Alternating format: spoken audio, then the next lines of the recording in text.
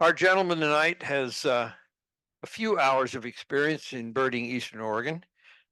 He's actually a member of uncounted numbers of organizations for conservation birds in the eastern part of Oregon. I first ran into him years ago. We were doing a bird festival down in Ashland, and he knew more about the birds in Ashland than I did.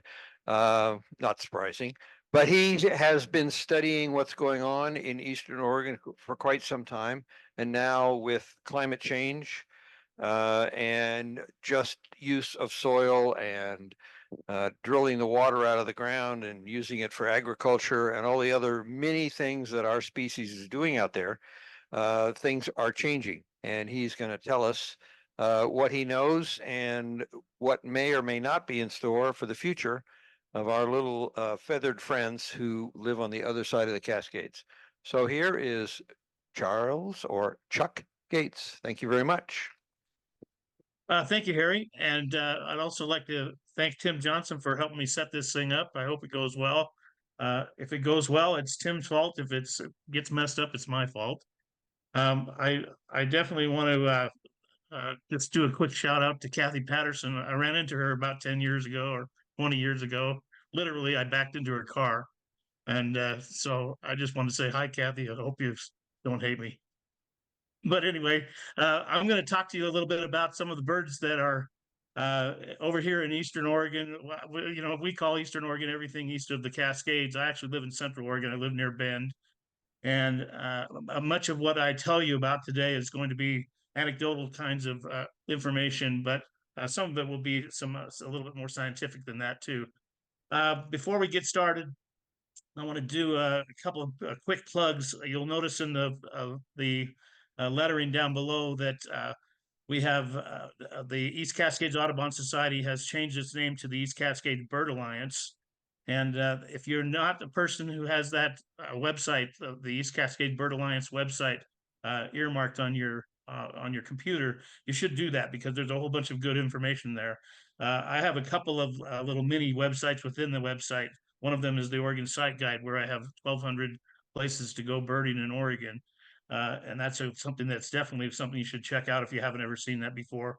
And then I have a number of other things going on there. But one of the things that we just finished a few years ago was the Central Oregon Nest, Eggs, and Young website, where we collected over 1,000 photos of birds' nests and eggs and juveniles, all the way up to just before they turn adults. We have photographs of all of those different stages. So if you're ever curious about what a common poor-will looks like as a young chick, I encourage you to go on that website and check that out. So anyway, we're going to be talking about the birds that are found east of the Cascades, and what I definitely wanted to do was to pick some species that maybe you don't get in the Salem area very often, and so it'll be a little bit more interesting than just talking about some of the birds that we share in common. There is some overlap here. Some of the birds that I mentioned today will be birds that you have in Salem or in Marion County anyway. And but for the most part, we're going to be talking about Eastern Oregon birds. So, and the main purpose of this program is to let you know kind of how they're doing in long-term trends anyway. Are we talking about birds that are going to be increasing in population, birds that are going to be maintaining population, or birds that are decreasing in population? Much of the information that I got on these birds, I gleaned off of a relatively new report, the State of the Birds, for the Oregon version of the State of the Birds anyway, which is a report done in 2022. And that's report was done by an organization of about 33 different science and conservation organizations, collected all kinds of different data, including CBC data and breeding bird survey data, a lot of little smaller kinds of studies. Anyway, a whole bunch of data was collected, and then that information was published. There's a link at the top. I don't think it's a hot link, so you're gonna have to type that in, but the www.stateofthebirds.org /2022 will get you a whole bunch more numbers that I'm going to talk about today. But in essence, if I can direct you to the yellow square up here, or rectangle anyway, and talk about some alarming U.S. numbers. 3 billion birds lost since 1970. 3 billion birds. We will talk about that in a second. Even more importantly, though, there are 70 species that we call tipping point species. Now, tipping point species will be defined as species who have lost at least 75% of their population since 1970. And excuse me, then also there are some of these birds have lost even more than that in the last 10 years. So these 70 birds, if I was going to do another program, I would do just a program just on those 70 tipping point species. But it's certainly worth reading about which are the birds that are in the most trouble. That would be those tipping point species. And some of them we'll talk about today. There's a downward trend in just about every habitat other than wetlands. And the question is, why wetlands, and why are birds doing well in wetlands? And the answer is, we spend money on wetlands. We spend money on wetlands rehab. We spend money on nesting areas in wetlands. We spend money on habitat of all different kinds. We spend money on restoration. We spend a ton of money on wetlands because, like it or not, lots of people like to shoot those birds in wetlands, and then that makes them very popular. That's part of the reason. The other part of the reason is that there are a lot of bird lovers that also enjoy those kind of birds. But the reality is, a lot of the money that is spent in those areas is money that comes from hunters and hunting, and God bless them, I guess, because we wouldn't have some of the species we have today without that, I guess. But the reality is, if you spend some money, you can make some definite improvements on bird populations and bird abundance. So that's something that we'll be talking about throughout the entire program. Right now, let's see if I can go to this. Now, I want to go back up to the top and say, let's take a look at 3 billion birds. If you look at, when you go online and type in just type in a million dots. If you type in a million dots, then it comes up with these little graphics like this. Now, if you are someone that has a pretty good idea of what a million dots might look like, these are not a million dots for sure. But let's pretend they are. So let's say that each one of these squares has a million dots in it. That would be 2 squares. So that would be 2 million dots on this slide. And let's say we spent 10 seconds on this slide. Then another 10 seconds, then we would have 4 million dots that we were looking at. If we kept going along at that pace, in about another 1,498 slides, we would get to our 3 billion dots in that case. And it would take over 4 hours to do, and we certainly wouldn't want to do that because it'd be pretty boring looking at dots for four hours. If you do count those dots and go back and count them, there are actually 10,000 dots on each one of those, each one of those squares. And so when you Google a million dots, trust me, the internet will certainly lie to you. But if we do the math now and we just say, okay, if we have 2 of those squares, we have 20,000 dots. If I was to show you, and each one of those dots represents a bird that we've lost since 1970 in the overall population. If we were to go through and actually look at 3 billion dots at 20,000 dots at a time, then it would take us about 17 days to go through that process. That's how many birds we're talking about here, and what a serious problem this is. And so that's why I'm with you tonight. I want to point out in my area some of the more egregious kinds of situations, but also just to let you know, number one, it's not all bad, but it's kind of bad. It's pretty bad. So anyway, what I'm going to do is I took about 50 species from my area, and I tried to get some that are not found in the Salem area, so it'd be a little more interesting to you. And then I'll talk about how to identify a little bit. If there are any ID problems anyway, we can talk about that a little bit. And I picked up a few interesting tidbits just to make this program a little bit less dry. And then finally, we want to take a look at those population trends that we talked about for each of these 50 species. So let's check in on some of our 50 species at this point. We'll start with ring-billed gulls. And ring-billed gulls are the most abundant gull, inland gull anyway, in North America. I think it's the most abundant gull totally in North America as well. They have some interesting characteristics and behaviors. One of them is that they will sometimes form female-to-female bonds, and those female-to-female bonds will mate. They'll lay eggs together in a single nest, and they can produce incredibly large numbers of eggs in that nest because they have 2 adults that are laying eggs in the same place. And so it's like mom sharing kind of thing. So um, the population of this bird is increasing. And it's not hard to understand why. If you've ever been to the parking lot in Burns, Oregon, the parking lot of the little mall there that has a McDonald's in it, there's always a bunch of ring-billed gulls there, and they're always taking advantage of the fact that Americans like to throw food to the gulls, and that Americans like to especially throw French fries to the gulls. I think that's probably the biggest food supply that they get throughout the entire year that they're there in Burns, Oregon. Is they get French fries from McDonald's. That's their main food source.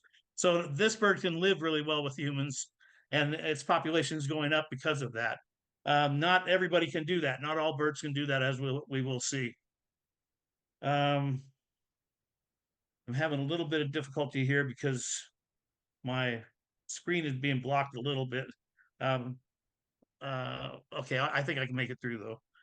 So the next bird that we're going to is we're actually going to take a look at two birds that are pretty similar to each other, the snow goose and the Ross's goose. And occasionally, I'm sure you get both of those over in the Willamette Valley. But if you really want to see some a spectacle of nature, is head to Malheur National Wildlife Refuge, or even better, head to Burns, Oregon, and find some of the agricultural fields around Burns, where you will literally see hundreds of thousands of these things in one big group sometimes. And it's a really an experience to, when you hear about that group of birds lift off, it's something else. These guys all nest in the high Arctic, and they pass through Oregon from their winter grounds in California. And we get to see them a couple of times a year that way. To tell these guys apart, if you're not experienced with identifying the two, you want to kind of concentrate on the bill a little bit. You might notice that Ross's is the goose that's in the middle of the three white geese that you're looking at, and that Ross's goose has a much shorter bill. It's kind of a little pinker bill, and it lacks the black lipstick that the bird on the right has. The bird on the right is the snow goose, and it has much bigger, larger bill, and it has those nice little, birds don't have lips, but this bird does have black markings right where lips might be, so we call it lipstick anyway. And both of these species will have, every once in a while, have one of their members will be a darker color than the rest of them. Most of them are pretty close to white with a little bit of black in their wingtips. But occasionally we have what we call blue geese, which are a morph or a form of snow goose or Ross's goose, and both have them. And so it's kind of fun to be able to pick them out of a large group of white geese anyway. So in 1970, these guys, we had about 1 million geese. If you added the Canada geese and snow geese and the Ross's geese and you add them all up, we had about 1 million geese. In 2024, a recent estimate is that we have now 3 million geese. So the population of geese in general has gone up, has tripled in these 50 years or so. And that's not too surprising, because agriculture has provided them with such a good food supply that they're doing pretty well. I think there are other things going on as well too. I'm not sure what they might be, but their population trends between Ross's goose and snow goose are both going up, and that's pretty good news for us. I would like to mention, since I went past the ring-billed gull slide, and maybe I was breaking up a little bit there, that we need to keep in mind that population increases aren't always good for everybody. Because a good example is that ring-billed gulls and other gulls are predators, especially nest predators of a lot of other different birds. And so sometimes an increase in one population can cause a decrease in another population. We always want to keep that in mind. Everybody's familiar with the killdeer. You might be a little bit surprised that the killdeer is a bird that has a population that's downtrending, and that's are you hearing me? Yeah, you broke up there for a second, but yeah, we can hear you. Okay. I'm on the killdeer slide. Is that where you are? Yes. Okay. The killdeer slide then is the killdeer's population is trending downward.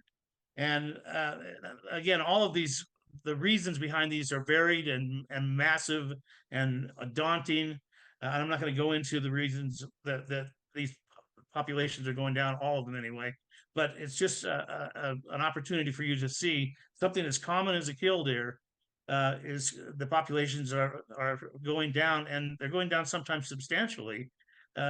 And we don't notice it sometimes with one of these really abundant birds like the killdeer, because you can take 1,000,000 birds and then cut that into 500,000 birds, and it'd still be a ton of birds, and we might not even notice it. But people are watching these trends and understanding that if you extrapolate into the future, we may one day lose killdeer, and if that was the case, where would we be as people who enjoy birds?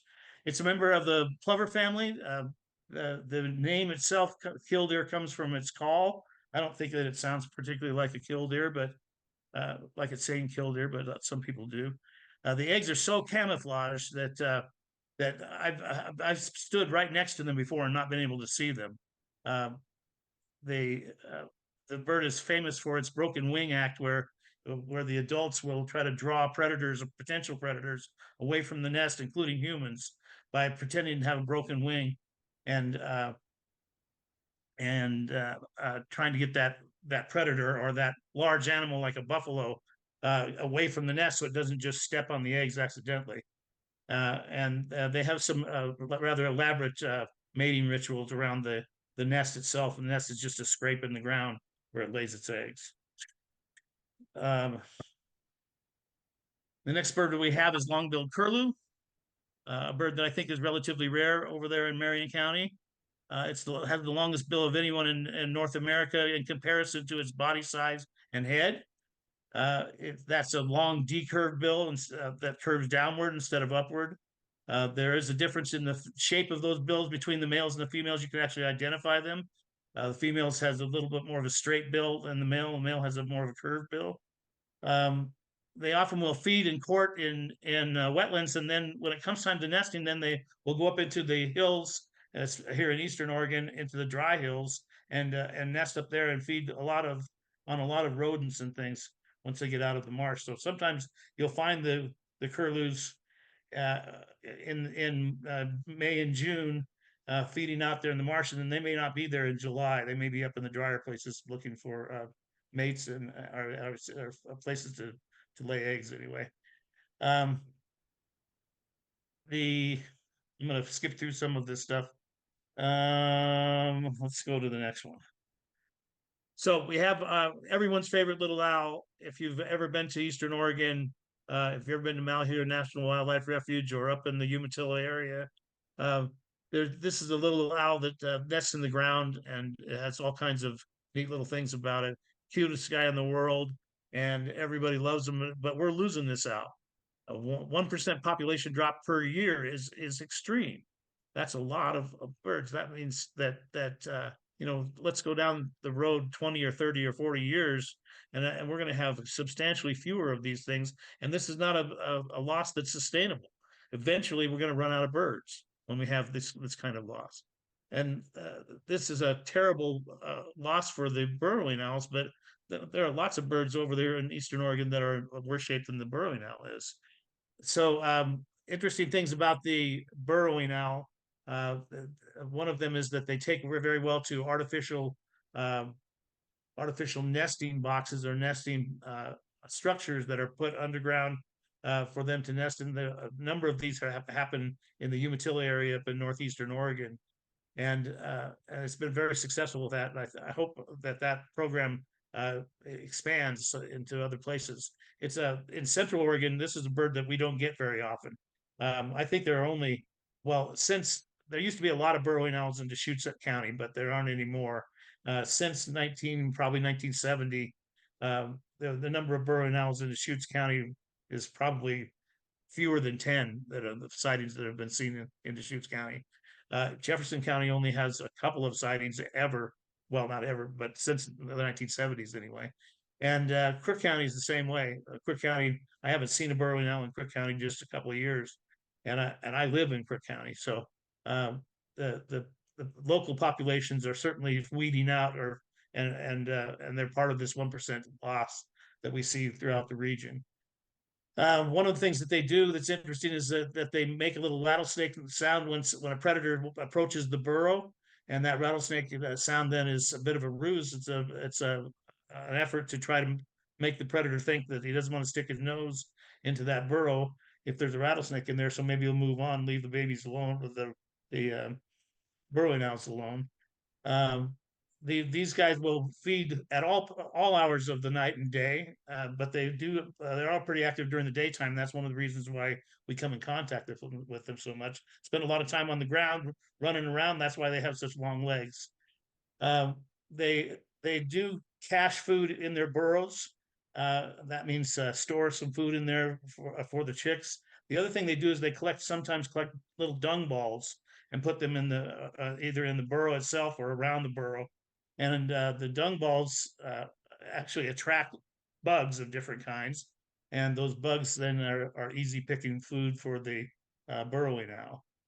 The scientific name for the burrowing owl is Athena canicularia, and that means the little wise miner, which is a pretty good little name for them. They can have some pretty large broods. We've seen broods of 6 or 7 or 8 birds before, and their population is in decline when we talk about the 1% per year. Okay.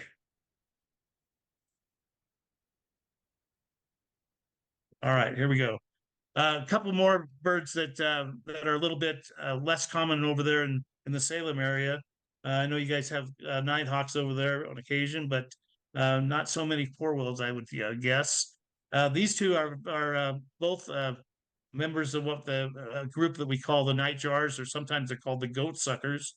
Called the goat suckers because in Europe, in medieval times, they would see these birds and they would see them gathering insects with this very large open mouth, and they thought the mouth was open, was big like that, because at night they would sneak in and steal milk from the goats. That's how that name came about. They do when you find these birds on the ground, at least the common porwheel anyway. When you find them on the ground, their eyes glow in the dark, and they glow in the light anyway, the light that you're shining on them. And then you can see a picture in the upper right hand corner of a bird that has that bright red glow to it. They're mostly the nighthawks feed on just about any flying insect, and the common porwheel prefers moths. And when we talk about their population trends, again, nighthawks are one of these birds whose populations are going down pretty rapidly, 1% a year again, much like the killdeer we talked about before. And population of porwhils seem to be stable, which is interesting too. It just goes to show you how complicated this whole process of population dynamics is, because you would think that these two birds, being close relatives with similar lifestyles, would have similar problems with population decline. It's hard to get people to feel sorry for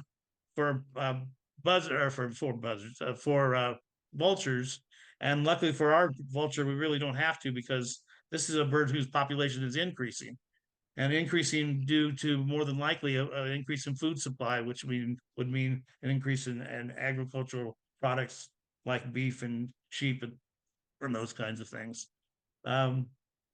It's not a raptor. It's usually lumped with the raptors because it has that nice bill for tearing meat. Unlike most birds, it has a nice sense of smell.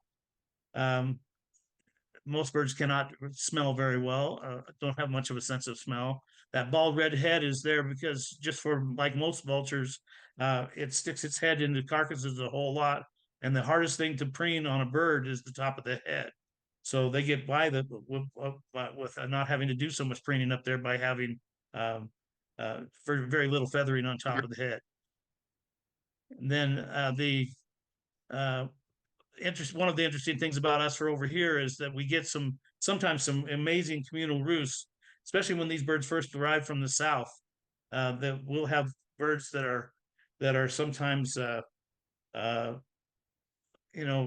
maybe 40 or 50 birds in a tree. Sometimes they get gathered together at night to roost. And if your car is parked under that thing right there, you're in a lot of trouble. But anyway, nothing to worry about with population for the turkey vulture. The golden eagle is one of everybody's favorites. So when you come to Eastern Oregon, it's one of our iconic species over here. We have them in relatively good abundance.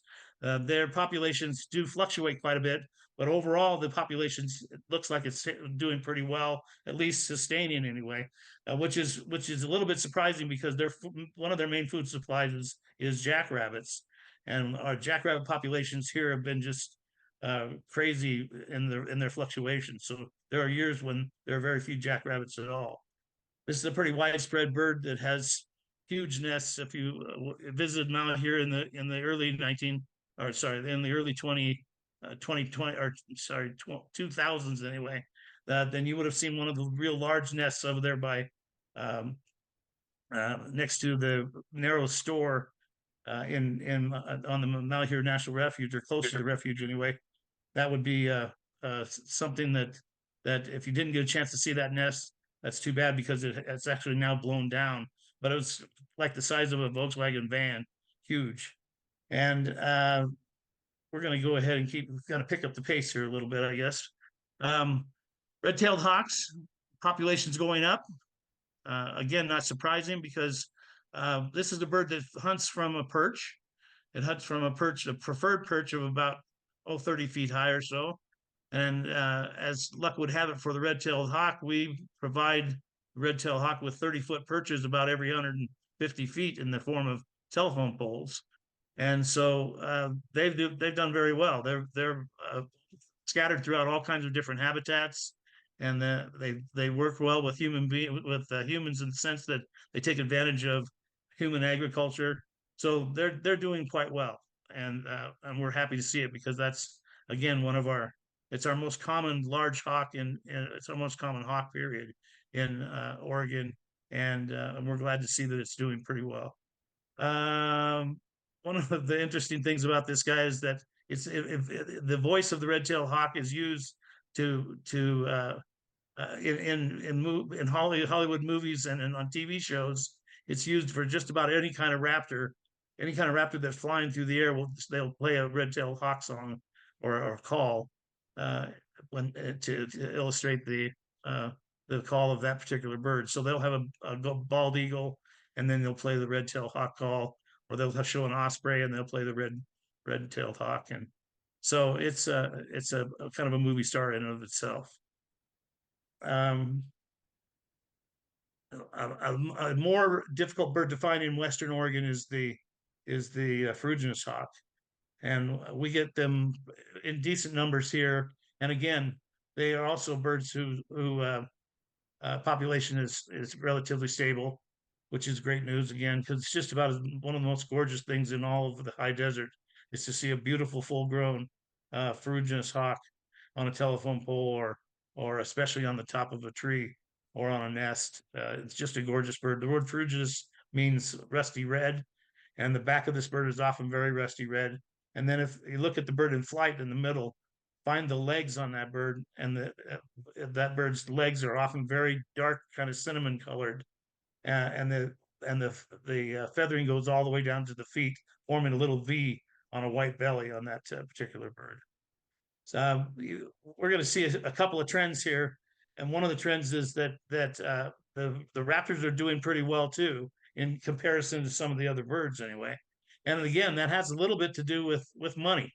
It has a lot to do with money, and that is that raptors are sexy. Everybody likes eagles. Everybody likes hawks.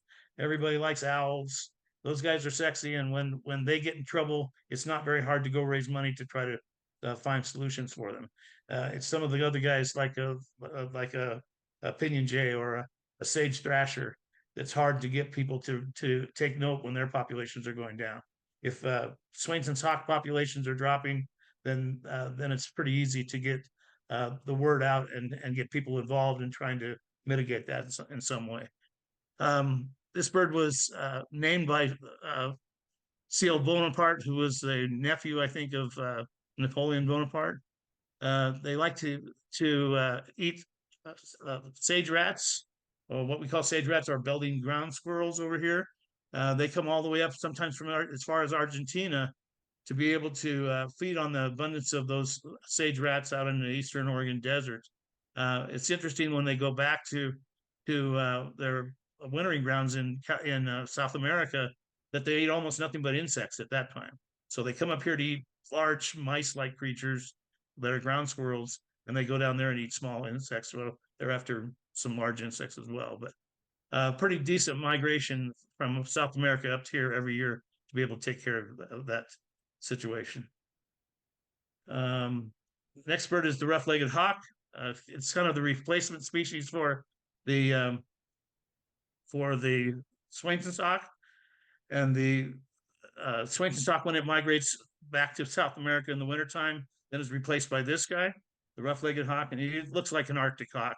It spends its summers up there in the high Arctic, nesting up there with snowy owls and the like. And when it comes down here, we get graced by it in the wintertime.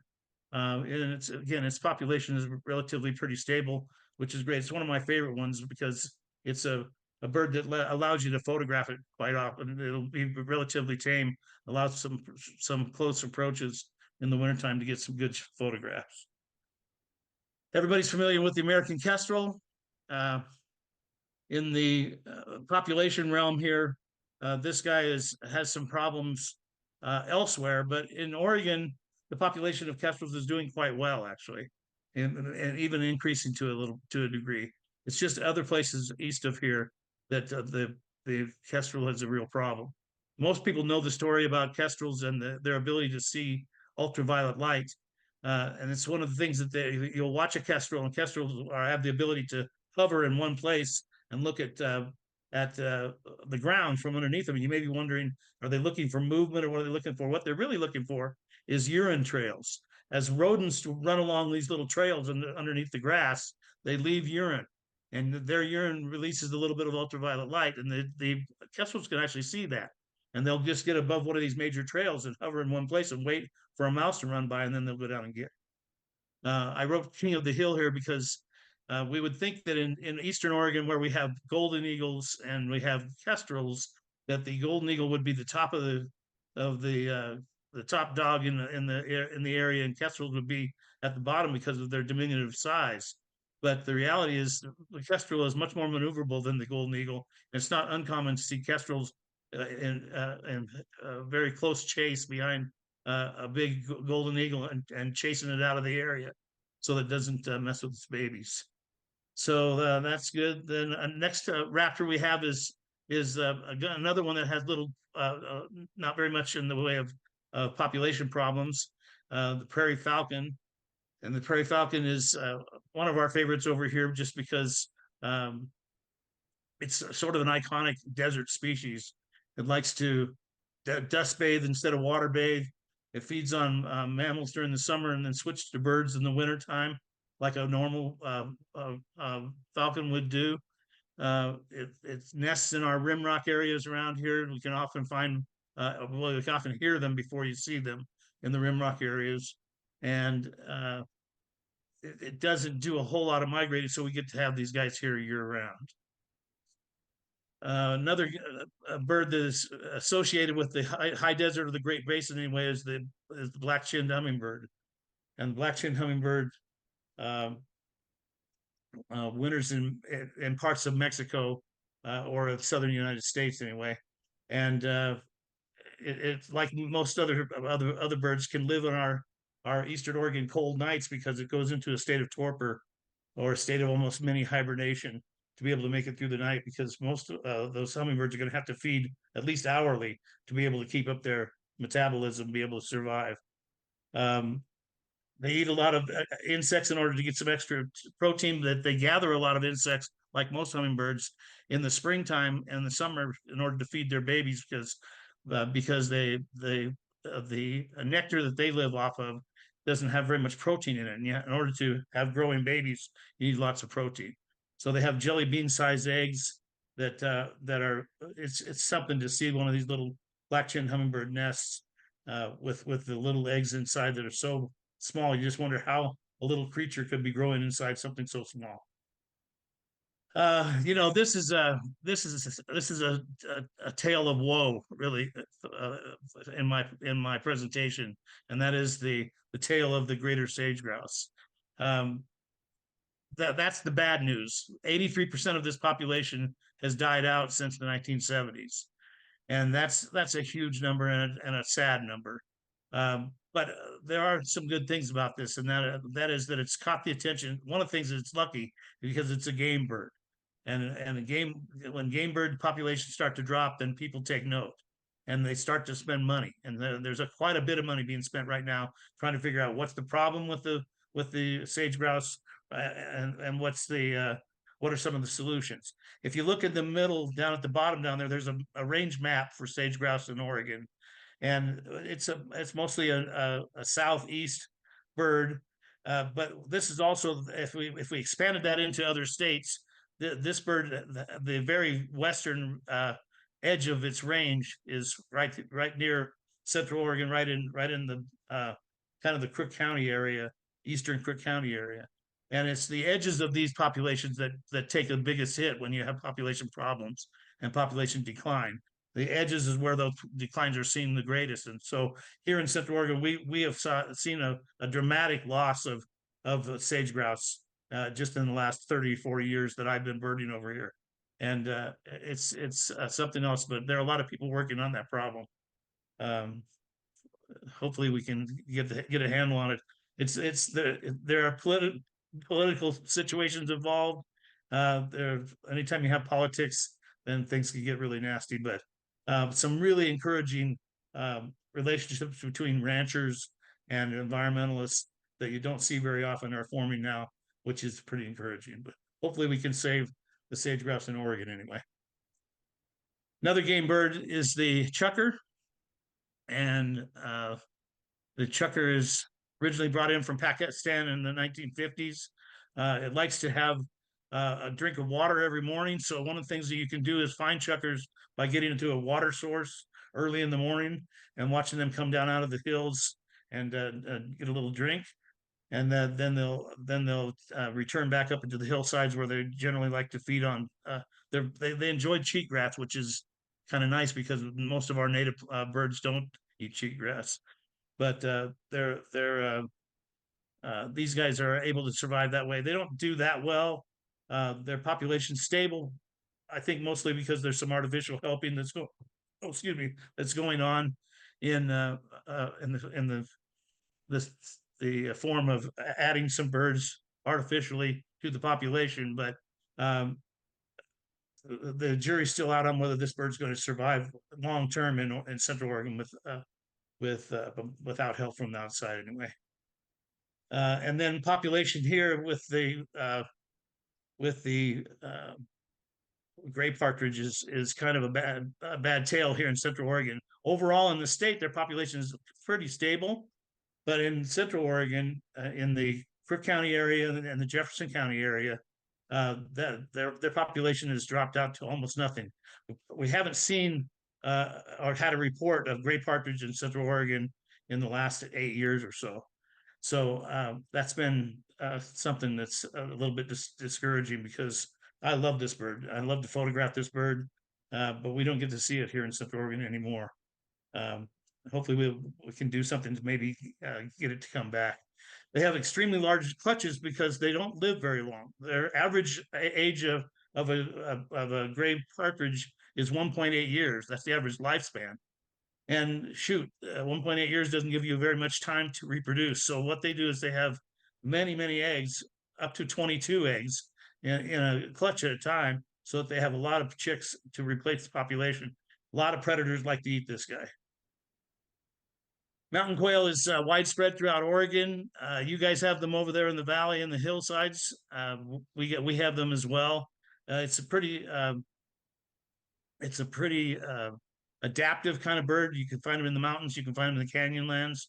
But it's having a little bit of trouble in its overall range throughout the West. But the population in Oregon is actually doing fairly well and maintaining kind of a level ground, at least not losing ground anyway.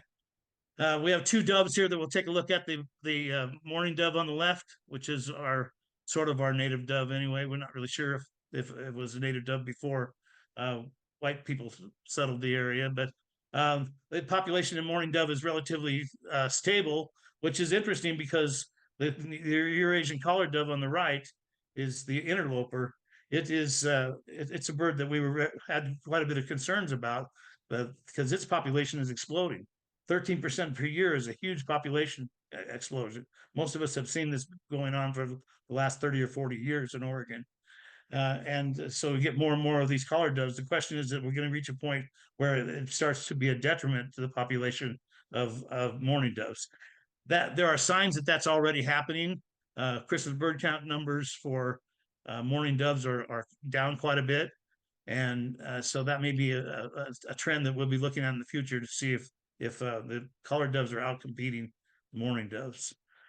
The northern flicker, again, one of those birds that's declining in population every year. Another one of the birds that's so abundant and so common that we don't realize this is happening. We don't realize that, and so there's no alarm bells for us. That's what this program is for, is to make those alarm bells, because we really want people to understand that even some of our most abundant birds are threatened and in danger here of population declines that maybe they can't come back from. You might, one of the questions here says, what's wrong with this picture? I'll let you look at it for a second. And I know we're not interacting here, but you might ask yourself, what would be wrong with that picture? Well, a couple of things are wrong with it. It has a yellow tail, and our northern flickers here, most of them don't have a yellow tail. It also has a yellow tail combined with a gray face. And the gray face is more of our kind of flicker that we would have, but not the yellow tail. This is a hybrid anyway. And we get these kind of flicker hybrids, especially in the wintertime here in Eastern Oregon in the high desert. We get both kinds of shrikes here. I think you guys get loggerheads more than you get, more than you get northern shrikes. But both of these are worth noting because of number one, their populations are, especially the population of northern shrike is pretty low, not low, historically low. There probably never have been a whole lot of northern shrikes. They're not that widespread. They have a real problem, a problem for us anyway, and they have a global population of about 180,000 birds. That's not very many. Those 180,000 birds go up into the boreal forest to nest, and they spread out throughout that boreal forest. And you can imagine being a researcher who's trying to get information on nesting habits of northern shrike and other kinds of behaviors. You would have to hike for days and days and days before maybe you found one. And then you may not have, you may only have a few seconds of sighting to be able to jot down some data. And then you may have to look another 3 or 4 days before you found another one. So it's a very hard bird to research. We don't really know how many there are. We don't know what their breeding behaviors are totally. It's just an area that needs to be researched a lot more, but it's a tough one because it's hard to pay people to go up there and not find birds for sure. The loggerhead shrike's a little bit different. It's more widespread, found throughout the southern United States and part of Mexico, I think. But its populations are just tanking seriously hard. One of our birds of most concern is the loggerhead shrike. 83% reduction in population since 1970, and so we really need to be watching that bird for sure. We need to also be able to find out why those population fluctuations are happening. Western kingbird is a bird that's doing quite well. At least it's holding its own anyway. It has an advantage in that part of its lifestyle is to perch from a low perch or relatively low perch and hunt. And we have a lot of barbed wire fences for this guy to hunt from, so it gives them a little bit boost up on some of the other aggressive flycatcher types that live in the forests, for example. I mentioned sage thrasher earlier. Sage thrasher is,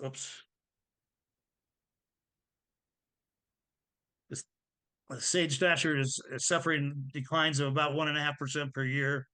Again, unsustainable. It's just one of the real sad stories in the high desert is when we start to hear fewer and fewer of these. If you look over on the left, it says how to get girls when, And then you ask Mick Jagger, well, I mean, how do you get girls when you look like that sage thrasher right there? Well, the answer is you learn how to sing, and you sing quite well. This guy, sometimes his song will go on for a minute or so, just going over and over and over and over again, trying to get a date out there in the high desert.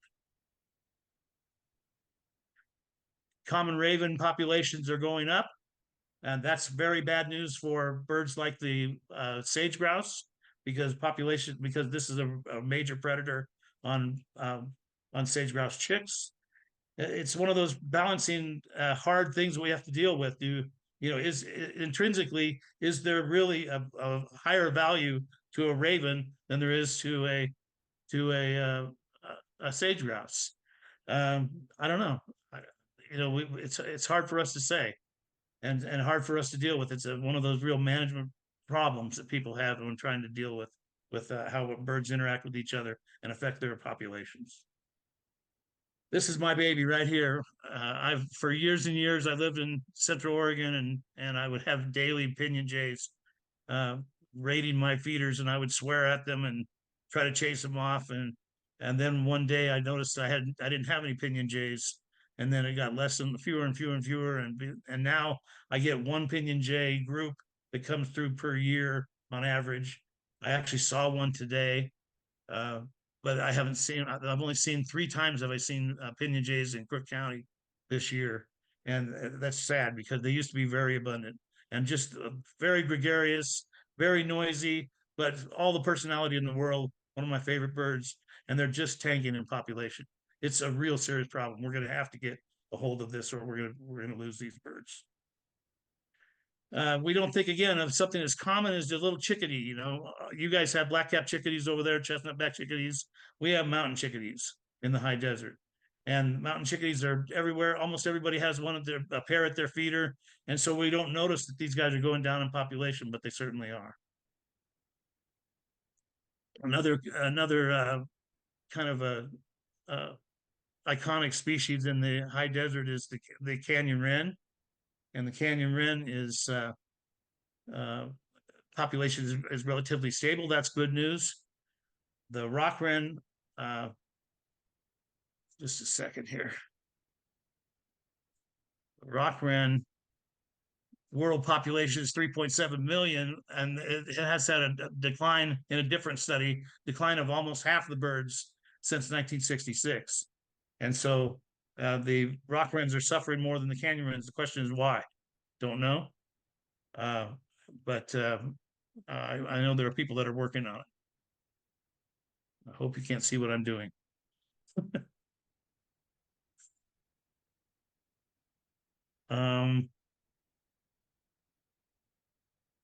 Shoot. I'm sorry, my directional keys here have gone out again. Let's see if that will work. There we go.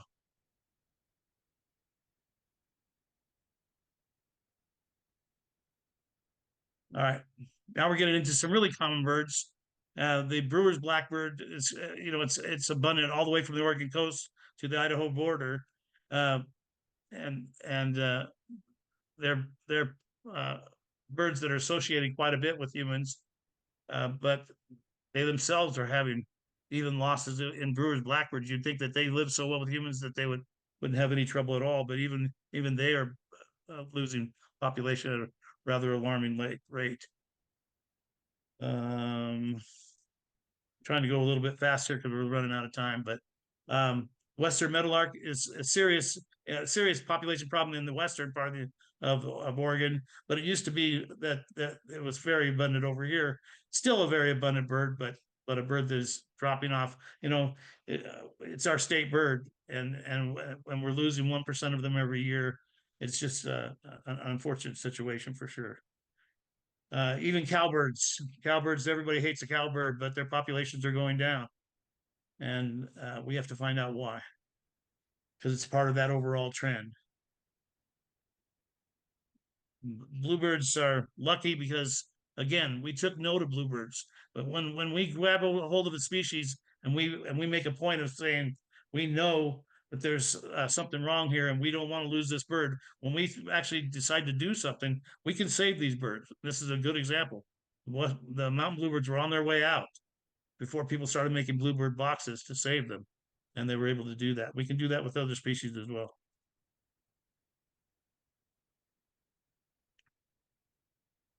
One of my favorite birds in the wintertime here is the large flocks of nomadic horned larks. And one of the reasons I like them is because they often will have Lapland longspurs or other kinds of snow buntings, kind of birds that are a little bit more rare. So all you got to do is find that big flock of horned larks, and maybe Christmas will come a little bit early, and you'll get one of those unusual species anyway. But same deal, 2% per year loss is unsustainable, and we have to do something about that, or we're going to lose this little guy with all the character in the world. Gray flycatchers population actually going up. Tell me why? I couldn't tell you. I don't know why. They're losing some habitat with juniper reduction, but something's going on that's allowing them. It's possibly it's climate change that may be somehow giving them some kind of advantage, and their population is increasing. Birds like black-throated gray warbler losing population again. Bush tits populations are relatively stable. Probably has to do with their lifestyle because they're such cooperative breeders that they're a little bit immune to some of the things that some of the other birds are not so immune to.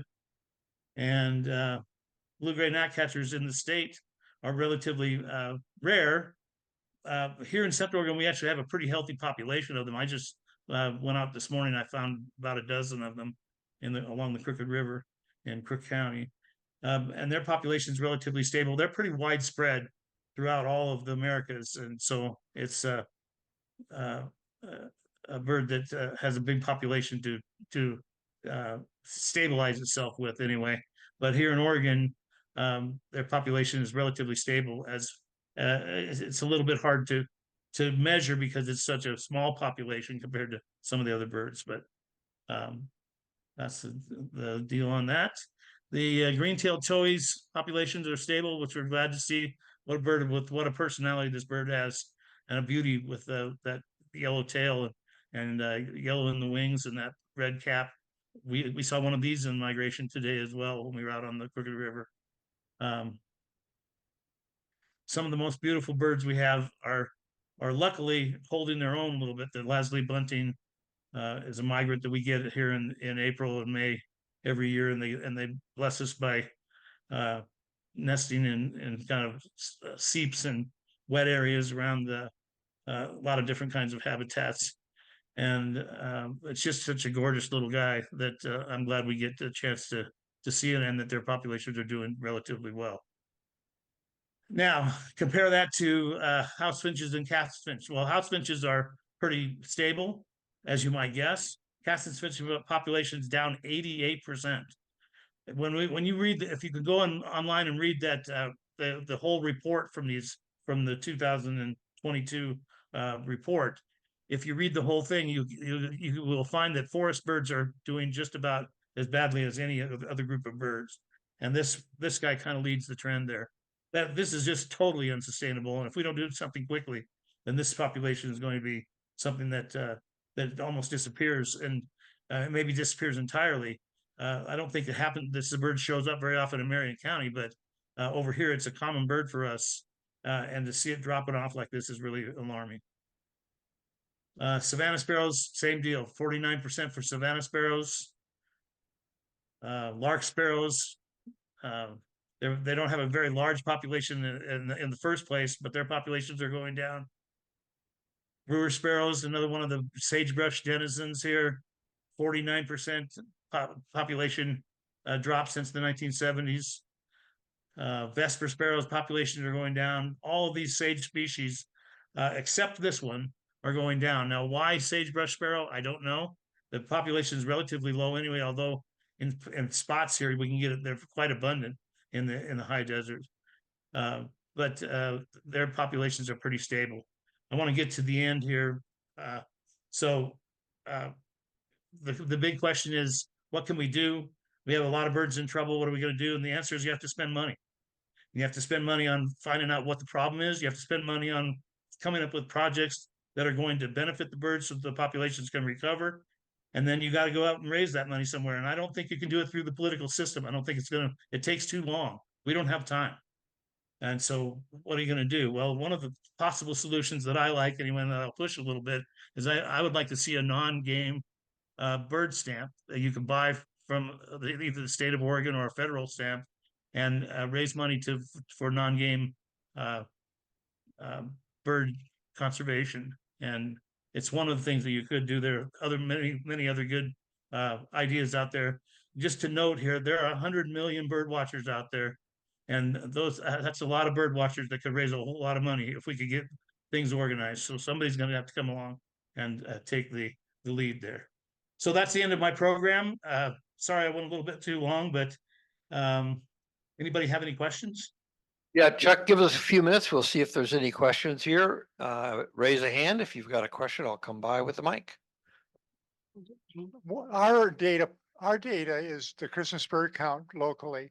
So that doesn't include a lot of the birds you're talking about. They don't winter here, but a Yes. couple of notables are the northern flicker, and we've seen a fairly dramatic, steady decline over the period you're talking about of the northern flicker, and it's really concerning. The western bluebird seems to be doing quite well, and I think it may be related to all the boxes that landowners are putting up for that bird. It makes me I think you're wonder. exactly right, and I think the going back to the flicker, one of the things, the flicker's a big, it spends a lot of time, even in the winter, feeding on ants.